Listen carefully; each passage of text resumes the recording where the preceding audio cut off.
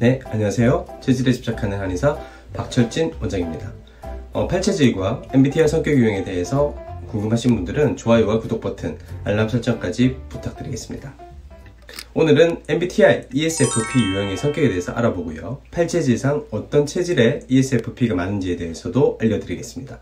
MBTI상 ESFP가 딱 한 개의 체질에 1대1로 대응되지는 않습니다. 그러니까 MBTI상이라서 어떤 체질이다 이런 식으로 바로 할 수 있다는 건 아니라는 거죠. 하지만 같은 체질의 경우에는 비슷한 성격적 특성을 가지다 보니까 확실히 많이 발현되는 비율의 경향성은 존재한다, 이렇게 말씀드릴 수가 있습니다.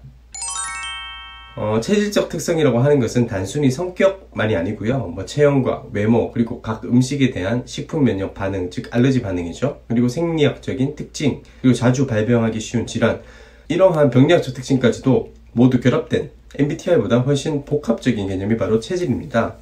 그런데 이제 같은 팔체질인 경우라면 비슷한 성격적 특성을 가지는 경우가 많다 보니까 특정 MBTI 유형이 특정 체질에 높게 발현되는 경향성이 매우 뚜렷하게 드러납니다. 저희 한의원에서는 체질 진단을 지금까지 한 16,000분 정도가 받으셨는데요. 이 16,000분의 MBTI 데이터를 모두 가지고 있습니다. 그래서 이에 대해서 지금부터 팔체질과 MBTI에 대해서 함께 설명을 해드리도록 하겠습니다. 자, ESFP 에 대해서 먼저 설명드릴 건데, E는 extraversion, 즉 외향이다 라고 하는 뜻인데요. 외부의 에너지를 집중하는 사람입니다.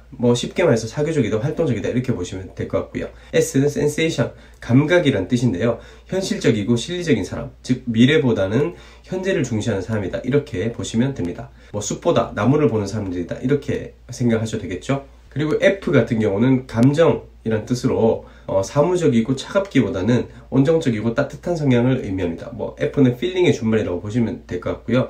P는 인식이라는 뜻인데요. 계획성이 좀 떨어진다, 또는 순발력이 뛰어나다, 그때그때의 상황을 있는 그대로 받아들이는 그러한 성향을 가진 사람이다, 이렇게 보시면 되겠습니다. 자, 딱 한마디로 표현하자면 ESFP 유형은 사람들과 잘 어울리고 솔직하고 낙천적인 성격을 가졌다, 이렇게 말씀드릴 수가 있습니다. 그래서 타고난 연예인이다, 이렇게 보통 많이 표현을 하거든요. MBTI ESFP 유형은 그러면 어느 체질에 가장 많은가? 팔체질상 토양 체질인 경우가 압도적으로 많습니다. 거의 ESFP 유형의 한 80% 정도는 토양 체질로 진단을 받습니다. 그리고 토양 체질 외에는 모금 체질인 분들도 두 번째로 많습니다. 하지만 모금 체질인 분들은 대개 ESFJ의 경우가 훨씬 많기 때문에요. 이걸 참조 삼아서 기억을 하시면 좋을 것 같고요. 토음 체질인 분들도 ESFP인 경우가 간혹 있습니다. 자, 이러한 ESFP 유형에 대해서 설명을 좀 드려야 될 것 같아요. ESFP는 사람을 즐겁게 해주는 것에서 삶의 즐거움을 추구하는 타고난 연예인이다, 이렇게 보시면 될 것 같아요. 타고난 엔터테이너다, 이렇게 생각하시면 될 것 같아요. 동정심도 많고요. 따뜻하고 사교적이기 때문에 기본적으로 유쾌하고 말이 많은 분들이죠. 외향적 성향을 가지고 있기 때문에 사교적이고 많은 사람들을 알고 지냅니다. 즉 인맥이 넓다라는 것이죠. 완전 인싸다, 이렇게 이야기를 하셔도 될 것 같아요. 활력이 넘치고 재밌고 좀 주목받기를 좋아하는 성격을 가지고 있다. 그리고 복잡하고 골치 아픈 토론을 하는 것보다는 사람들과 어울려서 웃고 떠들고 공통의 관심사나 행동, 이런 것들을 공유하려는 사람이다, 이렇게 보시면 되겠습니다. 연예인들 중에서도 쉽게 말해서 예능인에 적합하다, 이렇게 말씀드릴 수가 있겠죠. 그런 내용들은 사실 토양 체질을 설명과도 거의 부합되는 내용이라고 보시면 되거든요. 무조건 연예인이기 때문에 ESFP다, 이러한 대응은 좀 곤란하다고 보시면 되고, 좀 아주 유쾌하고 즐겁고 활발한 예능인들 중에서는 ESFP가 많을 수가 있겠다, 이렇게 보시면 되겠습니다.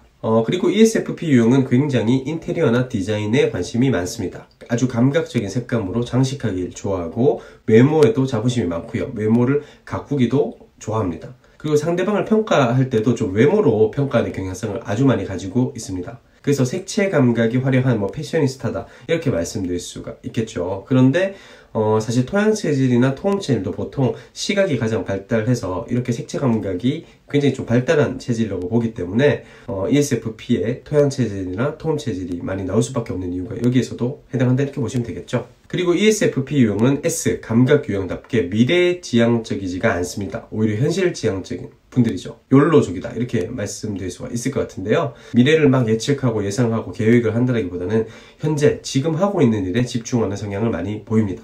현실적이면서도 솔직한 성격 탓에 지금의 현실을 즐기자, 이러한 성향이라고 하는 것이죠. 쉽게 말해서 현재의 현실에 집중해서 현재에 열심히 살아가는 분들이다, 이렇게 보시면 될 것 같아요. ESFP 유형은 현재의 순간순간에 충실하고요, 미리 계획하는 걸 굉장히 좀 싫어합니다. 그래서 한가할 때에는 그때그때 상황에 맞게 사교 활동을 한다든지 여러 가지 취미생활을 하게 되는 거죠. 계획하는 걸 싫어한다 라고 하는 말은 바꿔서 말하자면 너무 많은 가능성을 열어둔다, 이렇게 말씀드릴 수도 있습니다. 그래서 한 가지 일에 좀 집중하지 못하는 경향성을 띠기도 합니다. 조금 남들이 보기엔 산만해 보일 수 있다는 거죠. 와, 저 사람은 왜 여기도 관심이 많고 저기도 관심이 많고 그렇지, 이런 거죠. 그리고 약속 시간에 늦는 경우가 많습니다. 너무 여러 가지 약속을 잡다 보니까 약속을 까먹기도 하는 유형이다, 이렇게 생각하시면 되겠습니다. ESFP 유형은 외향적이면서도 감정형이기 때문에 상대방의 감정에 대해서 이해하고 센스 있게 상대방이 필요로 하는 점을 캐치해내는 능력이 매우 뛰어납니다. 그리고 유쾌하고 쾌활하고 솔직담백하기 때문에 인기가 굉장히 많은 분들이죠. 인간관계에서는 딱히 먼저 문제를 일으키는 경우가 드문 유형입니다. 거만하거나 불편한 사람하고는 싸우기보다는 그냥 피해버리는 사람들이다, 이렇게 생각하시면 될 것 같고요. 이는 토양 체질이나 토음 체질, 그리고 모금 체질에도 공통적으로 나타나는 특징이다, 이렇게 생각하시면 되겠습니다. 그리고 ESFP 유형은 자꾸만 다른 사람들을 도와주는 걸 좋아합니다. 그리고 다른 사람들 계속 도와주려고 하는 거예요. 좋은 것이 있으면 자꾸 남에게 소개시켜 주려고 하고 나눠주려는 성향입니다. 즉 저희 한의원도 만족을 하시게 되버리면 가장 많이 소개를 해주는 MBTI 성향이 바로 ESFP다, 이렇게 말씀드릴 수가 있겠죠. 다른 사람들에게 확실한 도움을 줬을 때 만족감을 느끼는 체질이고요. 인정이 많고 이해심도 깊고 봉사심도 굉장히 강합니다. 간혹 상대방의 문제를 도와주려고 하는 마음이 너무 크다 보니까 지나치게 깊게 관여하거나 프라이버시를 침해한다고 하는 것이 단점이다, 이렇게 볼 수도 있겠죠. 사실 이러한 설명 역시도 토양 체질에 관한 8체질 설명하고 동일하거든요. 토양 체질이 봉사심도 많고 오지랖도 넓다, 이런 표현을 하고 있습니다. 그 설명과 ESFP 유형이 굉장히 동일한 이야기를 하고 있다는 거죠. 그래서 ESFP로 체크되는 토양인들이 많다, 이렇게 생각하시면 되겠습니다. 그리고 ESFP 유형의 단점은 의사결정을 할 때 객관성이 많이 떨어집니다. F, 감정이 너무 발달됐기 때문인데요. 그래서 전적으로 개인의 필링, 즉 느낌이나 가치관에 의존해서 의사결정을 쉽게 해버리는 거죠. 업무에 있어서도 좀 지인이거나 친분이 두터운 사람들에게 더 잘 해주려는 성향이 있습니다. 다시 말해서 공정하지 못하다는 거죠. 그래서 이러한 상급자를 만나게 돼버리면 개인적 유대관계를 두텁게 해야 되는 겁니다. 그래서 이런 분들은 공정성이 좀 떨어지기 때문에 인사과에는 적합한